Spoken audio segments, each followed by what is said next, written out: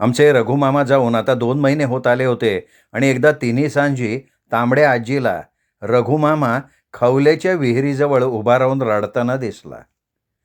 नंतर तो सोनी नेहा मावशीला सुद्धा दिसला. मुंजा नाना, रूपा, माधव आणि राघवला सुद्धा तो दिसला. तशी आजी घाबरली. आमचे रघुमामा आता दररोज खवल्याच्या विहिरीजवळ उभं राहून लहान मुलासारखं हू हू करत रडायचे. लता केशव सुद्धा मुंबईवरून हे आक्रीत ऐकून धावत आले. अनिल दादा, माझी आई सुद्धा बेळगावहून आली. कुणालाच कळेना की आता ह्या आक्रीताला काय करायचं. बरं, रघुमामाबद्दल बाहेर कोणाला काही सांगता येत नव्हतं. नाही तर कुमठेकरांची ही जत्रा आमच्या खवलेच्या विहिरीजवळ भरली असती. शेवटी तांबड्या आजींनी धैर्य दाखवलं. ती रघुमामाच्या जवळ गेली आणि म्हणाली, "पुता रघु, मला सांग, तुला खायला मटण वडे हवेत का?" आणि रघुनी नाही म्हणून मान हलवली. तांबड्या आजींनी त्यांना खूप काही हवं नको विचारलं, पण रघुमामा सतत नाही नाही म्हणून मान हलवत राहिले. शेवटी केशवदादा पुढे सरकला आणि म्हणाला, "रघु, मला सांग, तुझं दुकान मुंजाला चालवायला द्यावं अशी तुझी इच्छा आहे का?" आणि आमचे रघुमामा एकदम रडायचे थांबले. तसं मुंजा नाना रडत रडत पुढे आले आणि म्हणाले, "रघु, मी तुझं दुकान चालवीन रे बाबा, पण तू मात्र मोकळा हो." आणि आमचे रघुमामा हसत हसत मुंजा नानाकडे बघत नाहीसे झाले. त्याच दिवशी आजीच्या माळ्यावर रघुमामाचा हसण्याचा आवाज आम्ही सगळ्यांनी ऐकला. तांबड्या आजीने त्याच दिवशी मुंजाच्या हातात दुकानाच्या ताव्या दिल्या आणि म्हणाली, "पुता मुंजा, रघुला तो गेल्यावर जाणवलं की त्याच्या जाण्यामुळे तुझ्या पोटावर पाय आलाय. तेव्हा आता तू रघुसाठी तरी त्याचं दुकान चालव रे बाबा." आणि मुंजा नानांनी बरं म्हणून मान हलवली. केशवने नंतर ते दुकान आजीच्या नावावर करून टाकलं आणि अशा प्रकारे रघुमामाचं प्रकरण संपल्यावर सर्वजण आपापल्या घरी परतले आणि ह्याच दरम्यान कुंदा मामीला मुलगा झालेला होता. माझ्या आजीला कुंदा मामीच्या मुलाच्या बारशाला मुंबईला जायला लागणार होतं. पण त्याचवेळी तिचा पेरूच्या झाडाखाली पाय घसरला. आजीचं हाड मोडलं नव्हतं, पण तिच्या पायाला दुखापत झालेली होती. त्यामुळे आजी मनात असून सुद्धा कुंदा मामीच्या पोराच्या बारशाला जाऊ शकली नाही. बेळगावहून माझी आई, मी, छाया मुंबईला जाण्यासाठी आजीकडे आलो होतो. मी आता कॉलेजच्या 2ऱ्या वर्षाला होते, तर छाया मॅट्रिकला होती. आम्ही कुमठ्याहून रूपाबाई, सोनी आणि नेहा मावशीसह मुंबईला गेलो. कुंदा मामीच्या मुलाचं बारसं झाल्यावर लगेच घरी परतलो. कुंदा मामीच्या मुलाचं नाव दिवाकर ठेवण्यात आलेलं होतं. हा दिवाकर आपल्या आईसारखा गोरा, कुरळ्या केसांचा झाला होता. सोनवड्यांना नातवाच्या आगमनानं फार आनंद झाला होता. आमची पेदी मायसुद्धा हरखून गेली होती. धोडी बाबा तर दिवाकरकडे बघून सतत हसत राहिले होते. या काळात यशा मामाची कसलीच खबरबात केशवदादाला मिळाली नव्हती. आता पुन्हा एकदा आमच्या तांबड्या आजीचं सुंदर घर रिकामं रिकामं झालेलं होतं. सोनी मावशी, नेहा मावशी पूर्वीसारख्या भांडायला लागल्या होत्या. आमच्या चांगल्या मुंजा नानानं तांबड्या आजीला आपल्या दररोजच्या कमाईचा अर्धा वाटा पूर्वीसारखा देऊ केला होता, पण आजीनी मुंजाकडून पैसे घ्यायला स्पष्ट नकार देऊन टाकला. दिवस असेच चालले होते आणि नंतर रघुमामाचं वर्ष श्राद्ध आलं. रघुमामाच्या वर्षाच्या श्राद्धाचं जेवण मुंजा नानांनी करायचं ठरवलं. आम्ही सगळेजण बेळगावहून आलो. यावेळी कुंदा मामी आपल्या लहानग्याला अंबाबाईच्या पायावर घालणार होती. कुंदा मामीची आई, मावशीसुद्धा आले होते. तात्या मुंबईला अंथरुणावर होते. यावेळी पेदीमाय तात्यांमुळे आणि मंगेशच्या म्हाताऱ्यामुळे मुंबईला राहिली. नारोभट आणि तारी काकू मात्र आपल्या लक्ष्मी, पार्वती मुलीसह आलेले होते. त्यांचे मुलगे मात्र मुंबईला राहिले. त्यांना बारच्या व्यापामुळे आता वारंवार कुमठ्याला येणं जमणार नव्हतं. यावेळी केशवदादा, लता मावशी, प्रताप, अरुण आणि सुलूमुळे तांबड्या आजीला आपलं घर भरल्यासारखं वाटत होतं. त्यात प्रताप, अरुण आणि सुलू तिला 1 मिनिट स्वस्थ बसू देत नव्हते. मी त्यावेळी बघितलं, त्या लहान मुलांच्या सहवासात माझी थकलेली आजी खूप लहान झालेली होती. लताने आईला जेव्हा सांगितलं की तात्या आणि पेदीमाय तिची आठवण काढत असतात, पण तरीसुद्धा माझ्या आजीला या नाही तर त्या कारणाने मुंबईला जाणं जमत नव्हतं. रघुमामाच्या त्या वर्षाच्या श्राद्धाला माझ्या आजीचं घर पुन्हा एकदा भरून गेलं होतं. या वर्षभरात रघुमामाचं दुःख थोडं हलकं झालं होतं. मुंज्यानं रघुमामाचं फार मोठं श्राद्धाचं जेवण घातलं होतं. अख्खं कुमठं ढेकरा मारत जेवलं होतं. मुंज्या नानांनी आणि रूपाने जेवणा आजीच्या हाताने रघुमामाला पान वाढलं, त्यावेळी मात्र कावळा पटकन पानाला शिवला. मुंज्या नाना त्यावेळी खाली बसून तोंडावर हात घेऊन रघु रघु म्हणून रडायला लागले. तेव्हा क्षणभर आजीसुद्धा स्वतःचं दुःख विसरून मुंज्या नानाचं सांत्वन करायला लागली. मुंज्या नानाला एकाच गोष्टीची फार टोचणी लागली होती. त्याला सतत वाटत होतं की आपण रघुला दारू प्यायला एकटं सोडायला नको होतं. कदाचित आपल्या थोड्याशा लक्ष देण्यानं आज रघु आपल्याबरोबर असता, पण आता त्या गोष्टीला उशीर झाला होता. म्हणतात ना, मरणारा शांतपणे मरतो, पण मागे उरणारा मात्र मरणाऱ्याच्या आठवणीनं जिवंतपणी मरत राहतो. तसंच आमच्या रघुमामानं आपल्या आईला आणि मुंज्या नानाला केलेलं होतं.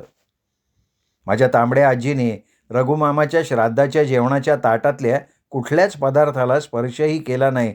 फक्त जरासं कालवून पाणी पिऊन ती उठली. आपल्या म्हातारपणी आपला जवान पोरगा असा अकाली गेला, याचं तिला भयंकर दुःख होत असावं. आम्हा सगळ्यांची जेवणं चालू असताना आजी एकटीच त्या मागच्या झाडाला टेकून बसली होती. तिची ही फार जुनी सवय. जरा मनाला काही लागलं की ती इथे या माडाला येऊन टेकायची. या शांत वातावरणात थंड सळसळणाऱ्या वाऱ्यात तिला खूप बरं वाटायचं. माझं जेवण आटोपलं होतं म्हणून मी आजीजवळ गेले तर आजी डोळे मिटून बसली होती. मी तिच्याकडे बघितलं. तिच्या मिटलेल्या डोळ्यातनं अश्रू वाहत होते, पण ती एखाद्या ग्रीक देवतेसारखी सुंदर दिसत होती. मी हळूच आजीजवळ बसले आणि म्हणाले, आजी, ज्याला जेवढं आयुष्य असतं तेवढंच तो आयुष्य घेऊन जगतो, हे तुला माहीत नाही का? तांबड्या आजीने डोळे उघडून माझ्याकडे बघितलं, म्हणाली, अगं ये कमल, इथे बस.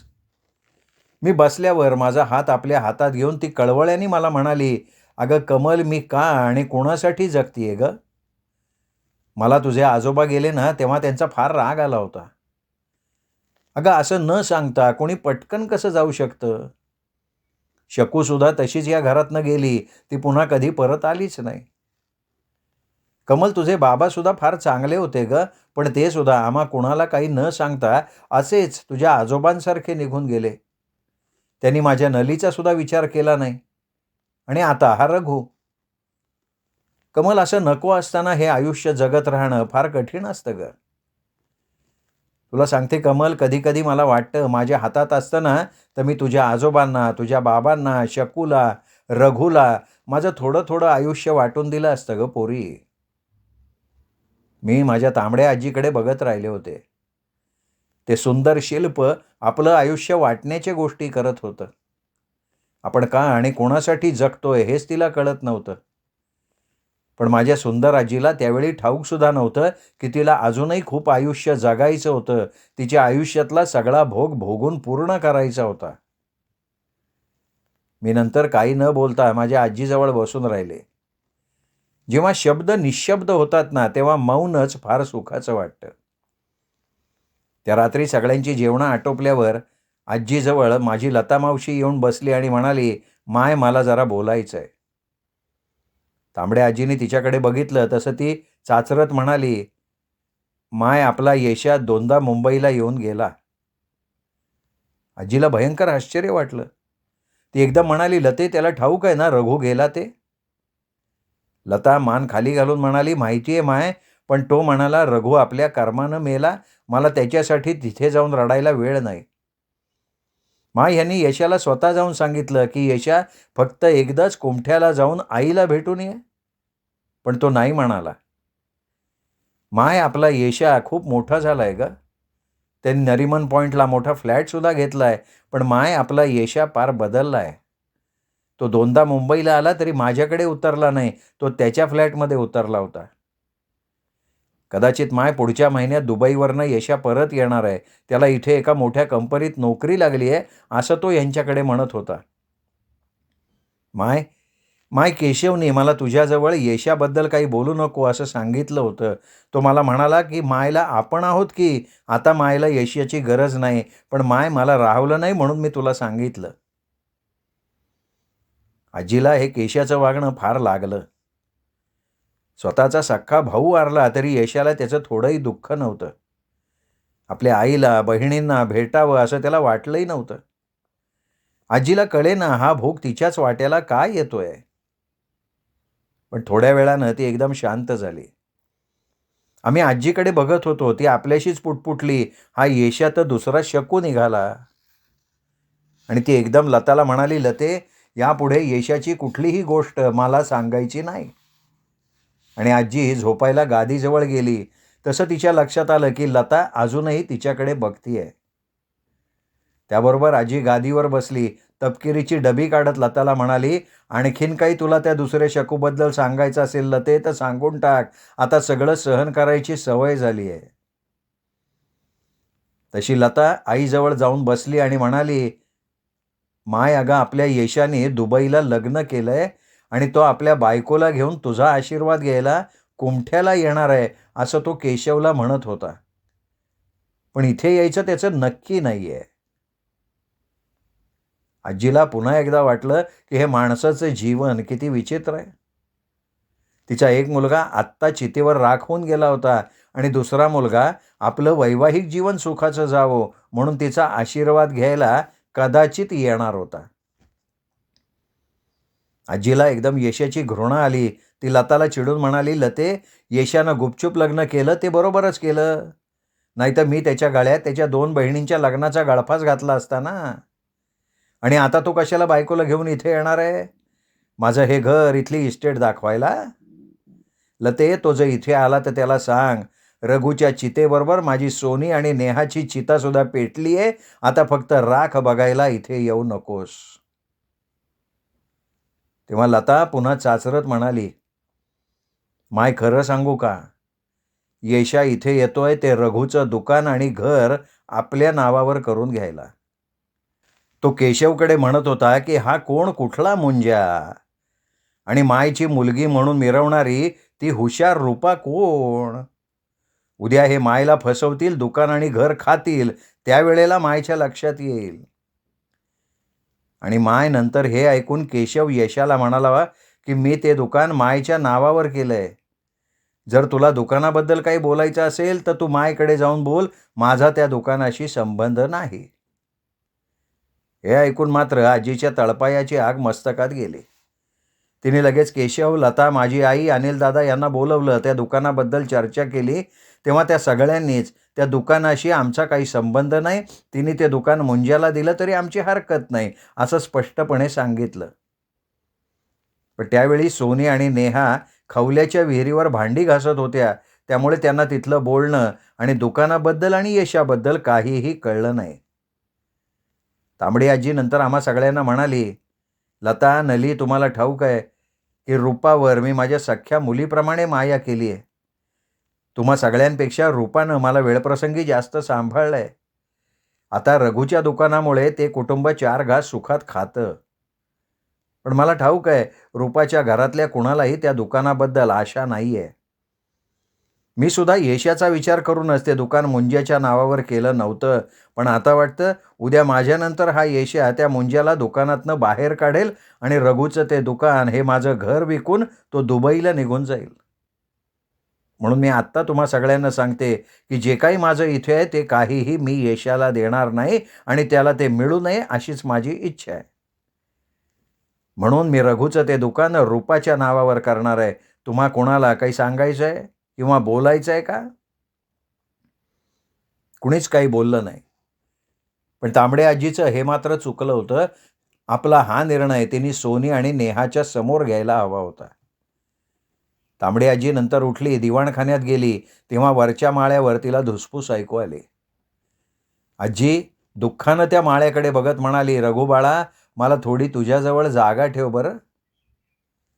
तांबडे आजीनी यशाचा विचार करूनच इतके दिवस मुंज्याच्या नावावर रघुचं दुकान केलेलं नव्हतं. तिला वाटलं होतं की आपल्यानंतर येशा मुंज्याला दुकान चालवायला देईल, पण येशा आपलीच पिल्लं खाणारा वाघ निघाला होता. आणि आपल्या रूपासाठी तांबड्या आजीने हा निर्णय योग्य तोच घेतला होता. आमच्या तांबड्या आजीचंही बरोबर होतं. ती कोणाच्या ऋणात राहणारी नव्हती. फक्त सोनी आणि नेहाला तिने ते सांगायला हवं होतं. आयुष्यात कधी-कधी काही घटना अशा अचानक घडतात, की त्या घटनांचे पडसाद आयुष्यभर आपल्या आयुष्यावर उमटून राहतात. माझ्या आजीच्या आयुष्यात देखील अनेक घटना अशा अचानक घडल्या आणि त्या घटनांचे पडसाद तिच्या आयुष्यावर उमटले. आता सुद्धा जी घटना घडणार होती, त्या घटनेनं केशवचं देवत्व भ्रष्ट झालं होतं. केशव त्या एका मोहाच्या क्षणामुळे नेहमी तांबड्या आजीच्या समोर खाली मान घालून उभा राहिला होता. रघुमामाच्या वर्षाच्या श्राद्धाला आजीचं घर भरलं होतं. श्राद्धाचं जेवण मुंजानानांनी केलं होतं, तरी ते सगळं आमच्या आजीच्या घरात केलं गेलं होतं. आजीच्या घरात खंडीभर माणसं भरल्यामुळे घरात फार गर्दी झाली होती. जो तो सकाळपासून धावपळ करून थकला होता, त्यामुळे रात्री झोपायच्या वेळी जो तो कुठे न कुठे पसरलेला होता. आमचा अनिलदादा मुंजानानाबरोबर रूपाबाईच्या घरी झोपायला गेला. तांबड्या आजीच्या मोठ्या पलंगावर लता, प्रताप, अरुण आणि सुलू गाढ झोपलेली होती. सुलूच्या जवळ माझी आई आणि छाया झोपल्या होत्या. मी, नेहा मावशी, सोना मावशी बाजूच्या खोलीत झोपलो होतो. केशवदादा, राघव, माधव आमच्या अंगणात झोपले होते. दिवाणखान्यात कुंदा मामी, कुंदाची आई, मावशी, तारी काकू आणि तिच्या दोन्ही पोरी झोपल्या. नारो काका आपल्या घरी झोपायला गेले. बाहेर वारा सळसळत होता. पिठासारखं चांदणं पडलं होतं, तरीही आमच्या झोपायच्या खोलीत अंधार भरलेला होता. झाडांमुळे बाहेरचं चांदणं आत येत नव्हतं. सर्वत्र निझानीच झाली होती, पण माझ्या आजीला आज झोप येत नव्हती. येशा आपल्याशी असा वागेल याचा तिने विचारही केला नव्हता. आता तो मुंबईला केशवकडे राहिल्यावर तो आपल्यापासून, आपल्या घरापासून दूर जातोय हे तिला जाणवलं होतं, पण तो इतका दुरावेल याची तिला कल्पनाही नव्हती. आयुष्यात एकदाच होणारं लग्न करताना त्याला आपल्या आईची आठवण आली नव्हती. हा पोरगा पुढे आपल्या सोनाला, नेहाला बघणार नाही याची तांबड्या आजीला खात्री झाली होती.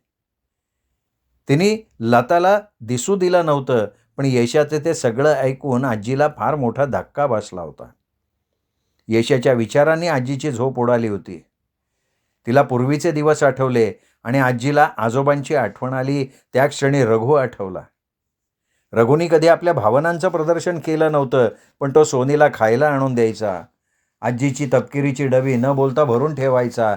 तिच्या पानाचा चंचित पानसुपारी घालून ठेवायचा. या सगळ्या गोष्टी फार क्षुल्लक होत्या, पण आत्ता आजीला त्या गोष्टींचं महत्त्व जाणवलं. रघुच्या त्या क्षुल्लक गोष्टीत किती मायेचा अर्थ भरलेला होता. आजीला वाटलं यशा कसाही वागला तरी जर तो रघुसाठी धावत आला असता तर तिने त्याची प्रत्येक चूक माफ केली असती.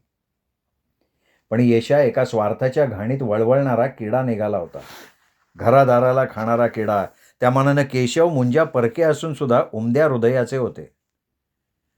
आजीला या उलटसुलट विचारांनी पोटात एकदम मळमळून आलं आणि तिला एकदम परसाकडे जावं असं वाटायला लागलं. तशी आजी हळूहळू उठली. तांब्या भरून मागच्या संडासाकडे निघाली. मागच्या अंगणात पिठासारखं चांदणं पडलं होतं आणि तिथली प्रत्येक गोष्ट तिला स्पष्टपणे दिसत होती. आजी माझघराच्या मागच्या अंगणाच्या दाराजवळ आली आणि तिला आश्चर्य वाटलं. मागचं माझघराचं दार फक्त लोटलेलं होतं. तशी तांबडी आजी बाहेर गेली. चांदणाच्या त्या उजेडात संडासाजवळ तिला 2 आकृत्या हलताना दिसल्या आणि तांबड्या आजीनं हळूच पुढे होऊन शेवग्याच्या झाडाआडून बघितलं. ती खाली झोपलेली आकृती सोनीची होती. संपूर्ण विवस्त्र होती आणि तिच्यावर ओणवा झालेला तो लताचा नवरा केशव होता. केशव आणि सोनी दोघेही रतिक्रीडेत मग्न झाले होते. सोनी विव्हळत होती. केशव तिला जवळ घेत होता. त्या दोघांचं लक्ष कुठेही नव्हतं. सोनी आणि केशवचं त्यांना जवळून बघणाऱ्या आजीकडे लक्षच गेलं नाही. आजीने क्षणभर त्या दोघांना निरखून बघितलं आणि ती जड पावलांनी मागे वळाली. आजीची म्हातारी पावलं थरथरत होती. आजी घरात आली. तिने तो भरलेला तांब्या दाराजवळ ठेवला. मागचं दार लोटून घेतलं आणि आपले हुंदके गिळत आपल्या अंथरुणावर येऊन पडली. आजीने अंथरुणावर पडल्या पडल्या लताकडे बघितलं. तिची निष्पाप लता आपल्या प्रताप, अरुण आणि सुलूला घेऊन गाढ झोपली होती आणि तिकडे सोनी तिचं वैवाहिक जीवन जाळत होती. त्या रात्री आजी झोपलीच नाही. तिला कळतच नव्हतं की आपल्या मागे कुठली साडेसाती लागली आहे. सकाळी तांबडी आजी उठली तेव्हा तिने केशवला आणि सोनीला काही विचारलं नाही. फक्त आजूबाजूला कोणी नाही असं बघून लताला जवळ घेऊन हलकेच म्हणाली, "लते पोरी, मी काय सांगते ते लक्ष देऊन ऐक. तुला ठाऊक आहे, आपली सोनी चवचाल वळणाची आहे. तिला हरीला भेटून गोडाची चव कळली आहे आणि मी नेहमी बघते ती केशवच्या पुढे पुढे नाचत असते. तेव्हा तू ह्यापुढे कधीही केशवला एकट्याने कुमठ्याला पाठवू नको.